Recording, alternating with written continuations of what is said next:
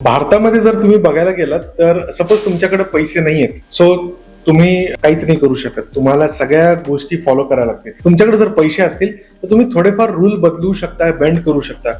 पण जर तुमच्याकडे पॉवर असेल तर रूल्स तुम्हाला सलाम करतील, म्हणजे रूल्स लावणारे लोक सुद्धा तुम्हाला सलाम करतील. सो भारतामध्ये ओव्हरऑल जनतेचं जर तुम्ही बघितलं तर त्यांना सगळ्या गोष्टी फॉलो कराव्या लागतात. त्यांचे आधार कार्ड, पॅन कार्ड लिंक असायला पाहिजे. त्यांनी जे काही ट्रान्झॅक्शन केले ते सगळे ऑनलाईन असायला पाहिजे. कॅश ट्रान्झॅक्शन व्हायला नाही पाहिजे. जास्त कमवली की एवढा टॅक्स, कमी कमवली की तेवढा टॅक्स, खर्च केली की टॅक्स, कमवली की टॅक्स. सगळ्यांमध्ये हे सगळे रूल्स आहेत. पण जे लोक पॉवर आणि मनी मध्ये आहेत बसलेले, त्यांचे कर्ज माफ होतील, ते मोठे मोठे ट्रान्झॅक्शन करतील, सगळे मोठे त्यांना कॉन्ट्रॅक्ट मिळतील, सपोर्ट करणारे लोक खूप असतील, फॅन लोक खूप जास्त असतील. मग ह्याच्यातून एक सर्वसामान्य माणसाने काय शिकायला पाहिजे, किंवा मी पैसे कमवणं किंवा माझ्या लाईफमध्ये पॉवर आणणं खूप गरजेचं आहे. आणि हे फक्त शिक्षणानेच येऊ शकतं. शिक्षण आहे, तुमची जिद्द आहे, जबरदस्त इच्छा आहे की मला माझं आयुष्य भारी बनवायचंच आहे, तर तुम्ही कुठल्या तरी लेवलला एका पोहोचू शकता आणि त्या लेवलचं लाईफ जगण्यात मजा आहे. नाहीतर सर्वसामान्यमध्ये राहिलात तर लाडकी बहीण आणि लाडका भाऊ ह्या योजनेमध्ये अडकून राहिलात